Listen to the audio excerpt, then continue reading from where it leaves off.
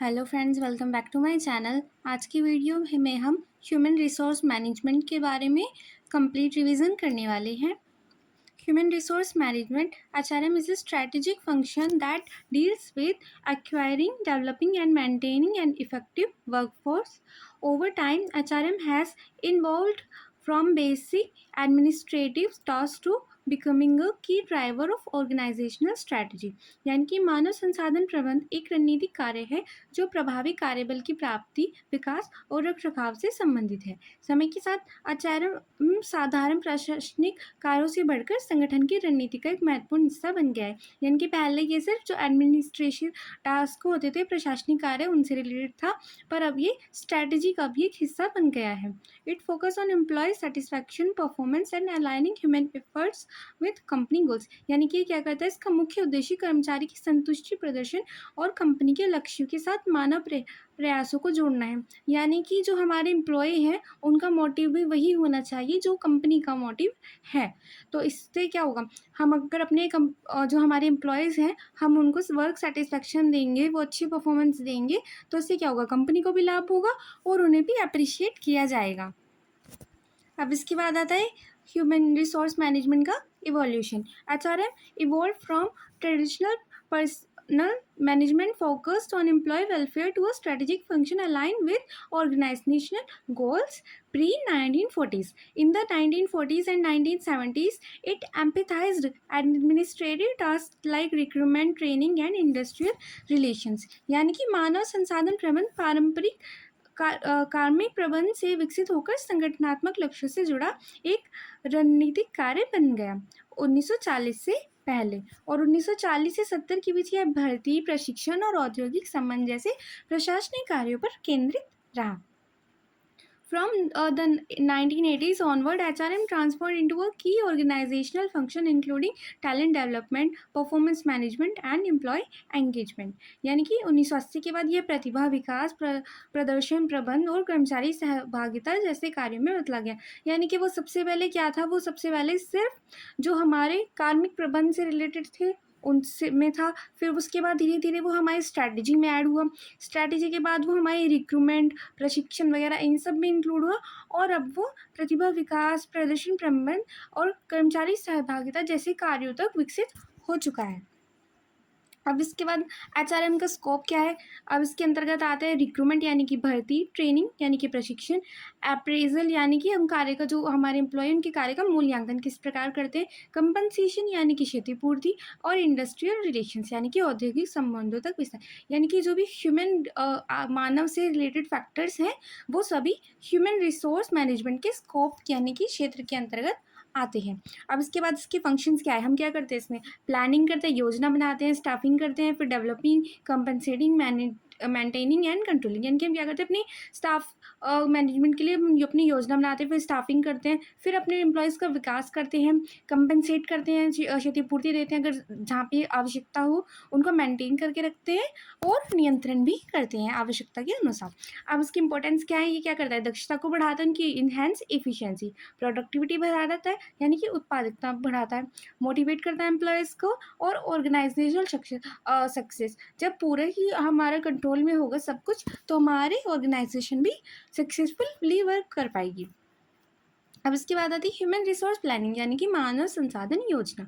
HR planning involves forecasting the future human resource needs of the organization and preparing plans to recruit, develop and retain the workforce. यानी कि मानव संसाधन नियोजन संगठन की भविष्य की मानव संसाधन आवश्यकताओं का पूर्वानुमान लगाता है कि आगे हमें कितने और एम्प्लॉयज़ चाहिए होंगे, अभी हमारे पास कितने और आगे कितने की ज़रूरत पड़ सकती है, और उस अनुसार कार्यबल में भर्ती, विकास और बनाए रखने की योजना बनाते हैं। यानी कि हमारे पास अभी कितने हैं, कितने और हमें चाहिएंगे, और उनको बैलेंस करने के लिए हमें ह्यूमन रिसोर्स प्लानिंग करनी पड़ती है।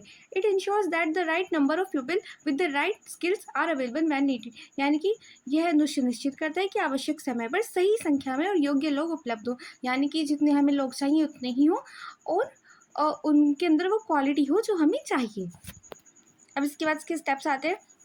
सबसे पहला है ऑर्गेनाइजेशनल ऑब्जेक्टिव एनालाइज, यानी कि संगठनात्मक लक्ष्यों का विश्लेषण कि क्या हमारे लक्ष्य हैं। फिर डिमांड फोरकास्टिंग, यानी कि हमें कितने लोग और चाहिए, मानव संसाधन की मांग का पूर्वानुमान। उसके बाद सप्लाई एनालिसिस, यानी कि हमारे पास अभी कितने हैं, वर्तमान संसाधनों की समीक्षा। और उसके बाद एक्शन प्लान, भर्ती, प्रशिक्षण या स्थानांतरण की योजना, की रिक्रूटमेंट कर रहे हैं, उनको ट्रेन कर रहे हैं और ट्रांसफर कर रहे हैं अगर ज़रूरत हो। अब उसके बाद इसकी इंपॉर्टेंस क्या है ह्यूमन रिसोर्स प्लानिंग की। Reduce talent shortage and employee surplus, यानी कि प्रतिभा की कमी और कर्मचारी की अधिकता को कम करता है। यानी कि ना तो हमारे पास एम्प्लॉय कम हो जितने हमें चाहिए और ना ही ज़्यादा हो, हमारे एम्प्लॉय बैलेंस है। इसके लिए हम ह्यूमन रिसोर्स प्लानिंग का प्रयोग करते हैं। उसके बाद आता है job analyse and job description, यानी कि नौकरी या कार्य विश्लेषण और कार्य विवरण या नौकरी विवरण। Job analyse is the process of studying a job in details to understand its duties, responsibilities and required qualifications. यानी कि कार्य विश्लेषण क्या है, किसी कार्य की जिम्मेदारियों, कर्तव्यों और आवश्यक योजनाओं को समझने की प्रक्रिया है कि क्या किसी वर्क की नीड क्या है, उसका महत्व क्या है, उन सबको समझने की जो हमारी प्रक्रिया है वो कार्य विश्लेषण है। Job description is the written document that result from this analysis defining the role clarify for recruitment and evaluation, यानी कि कार्य विवरण एक विशेष विश्लेषण से प्राप्त एक लिखित दस्तावेज है जो भर्ती और मूल्यांकन के लिए भूमिका को स्पष्ट रूप से परिभाषित करता है। यानी कि ये बताता है कि जो हमारी भर्ती से रिलेटेड जो भी हमारे पॉइंट्स है, रिक्रूटमेंट से रिलेटेड और इवैल्यूएशन से रिलेटेड, वो सभी इसके अंतर्गत लिखित तौर पर होते हैं ताकि लोगों को कन्फ्यूजन ना हो। उसके बाद आता है जॉब एनालिसिस कंपोनेंट्स, या सब इसकी क्या होता है, इसमें कार्य होता है, हमारे टास्क होते हैं, रिस्पॉन्सिबिलिटीज बताई गई होती है, जिम्मेदारियाँ, कौशल की क्या हमें स्किल्स चाहिए और वर्किंग कंडीशन, यानी कि कार्य की स्थितियाँ कैसी है। और जो जॉब डिस्क्रिप्शन है उसमें होते हैं जॉब का टाइटल, यानी कि किस कार्य के लिए है जॉब, फिर किस विभाग में है, क्या उसके कर्तव्य हैं और क्या हमारी रिपोर्टिंग प्रणाली है। उसके बाद आता है जॉब इवैल्यूएशन, यानी कि नौकरी का मूल्यांकन। Job evaluation determines the relative worth of different jobs to develop an equitable pay structure, यानी कि कार्य मूल्यांकन विभिन्न नौकरियों का तुलनात्मक महत्व निर्धारित करती है ताकि न्याय संगत वेतन संरचना विकसित की जा सके। यानी कि जो जितना काम कर रहा है, जो जितनी मेहनत कर रहा है, उसको उतनी पे मिलनी चाहिए। यही जॉब एनालाइज के अंतर्गत जॉब इवैल्यूएशन के अंतर्गत आता है। It ensures fair compensation and remove wage discrimination based on job content rather than personal base, यानी कि क्या करता है, अब यह वेतन में निष्पक्षता सुनिश्चित करता है और व्यक्तिगत पक्षपात के बजाय कार्य की प्रकृति के आधार पर वेतन तय करता है।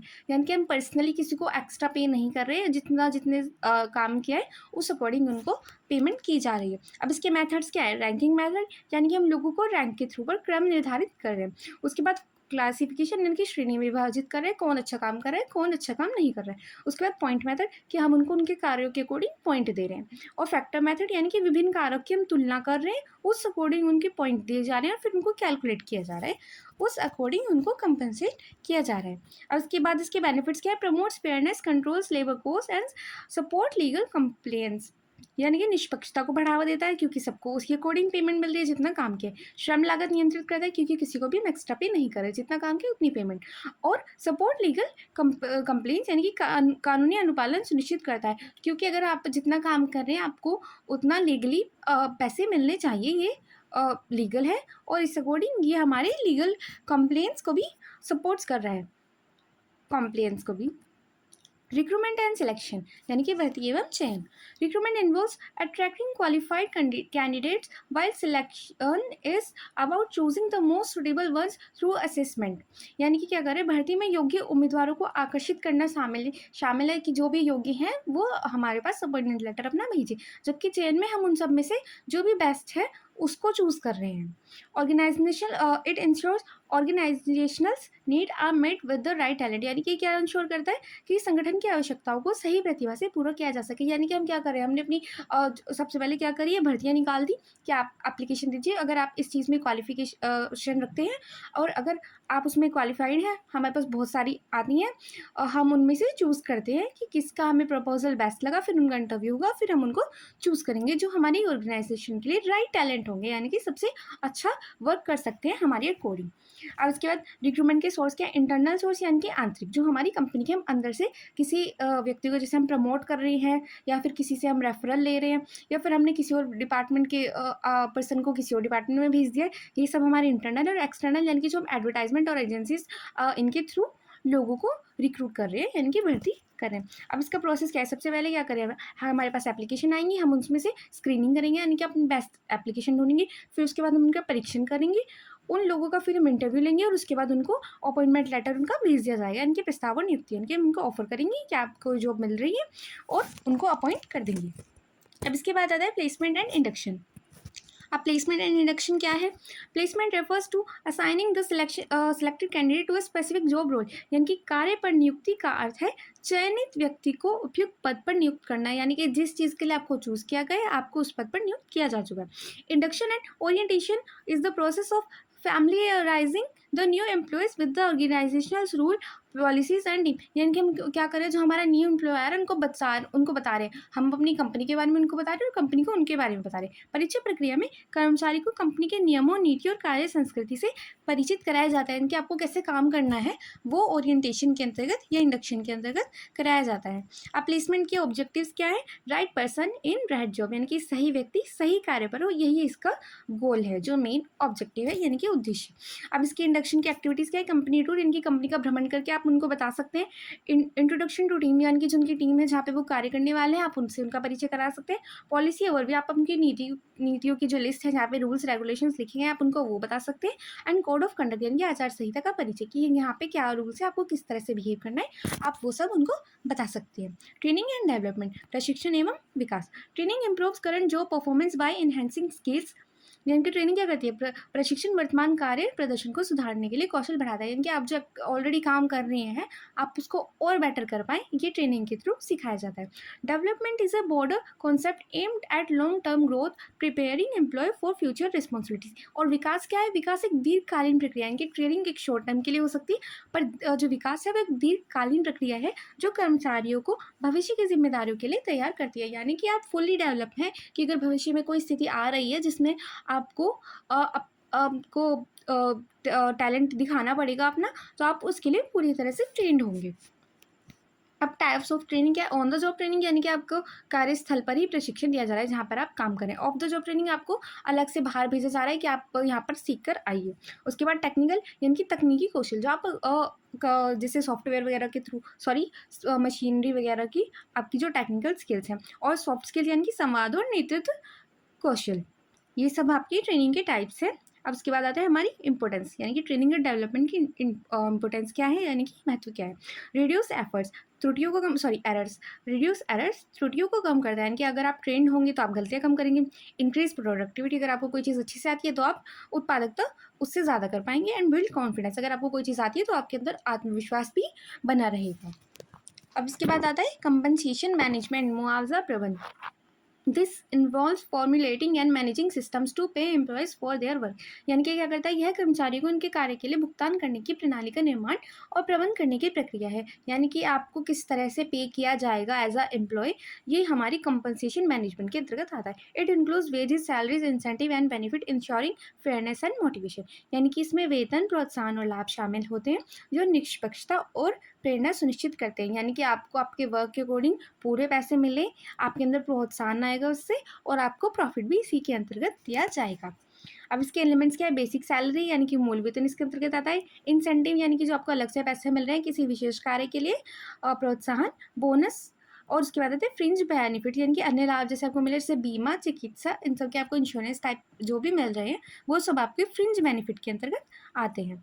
अब उसके बाद उसकी गोल्स क्या है? रिटेन टैलेंट, यानी कि प्रतिभा बनाए रखना। तो अगर आपको सही जॉब पर सही पैसे मिलेंगे तो उससे क्या होगा? आप अपनी कंपनी छोड़कर नहीं जाएंगे। इम्प्रूव जॉब सेटिस्फैक्शन, अगर आपको फेयर मनी मिलेगी तो आप क्या करेंगे? आपके अंतर्गत उस नौकरी के प्रति संतोष बना रहेगा। इंश्योर फेयरनेस, यानी कि आपने जितना काम किया आपको उतने पैसे मिल रहे हैं तो आप सुनिश्चित रहेंगे। आप परफॉर्मेंस अप्रेजल क्या है? यानी कि प्रदर्शन का मूल्यांकन, कि कोई व्यक्ति किस तरह काम कर रहा है। It is the formal assessment of an employee's job performance over a specific period, यानी कि यह किसी कर्मचारी के कार्य प्रदर्शन का एक निश्चित अवधि के औपचारिक मूल्यांकन है, यानी कि आपने 6 महीने के अंदर या 1 साल के अंतर्गत किस तरह से काम किया, कितना अच्छा काम किया, ये उस सब का मूल्यांकन है। It helps in decision making regarding promotions, training and reward, यानी कि इसके आधार पर ये देखा जाता है कि आपको पदोन्नति यानी कि प्रमोट किया जाए, आपको ट्रेनिंग की ज़रूरत है या फिर आपको पुरस्कार दिया जाए। इसके लिए हम प्रदर्शन का मूल्यांकन करते हैं। अब इसके मेथड्स क्या है? रेटिंग मेथड, यानी कि हम लोगों को, एम्प्लॉयज़ को उनकी रेटिंग के अकॉर्डिंग चूज़ करें। 360 डिग्री फैक्टर, यानी कि जो उनके चारों लोग जो काम कर रहे हैं, जो जो हमारे इसके सहकर्मी हैं या फिर जो उनके अंडर काम कर रहे हैं, जो उनके हायर हैं या फिर जो कंज्यूमर्स हैं, सभी से हमने फीडबैक लिया है कि ये एम्प्लॉइज़ आपके अकॉर्डिंग कैसे हैं।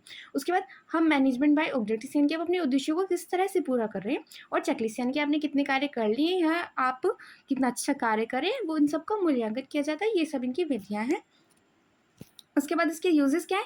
आइडेंटिफाई स्ट्रेंथ, यानी कि इस और एंड वीकनेस, इससे क्या पता चलता है कि कौन सा एम्प्लॉय हमारी ताकत है और कौन सा एम्प्लॉय हमारी वीकनेस है। अब जो ताकत है हम उसको क्या करेंगे? प्रमोट करेंगे, और जो वीकनेस है उनको ट्रेन किया जाएगा। एंड प्लान डेवलपमेंट्स, और विकास की योजना इस प्रकार हम अपनी बना लेंगे।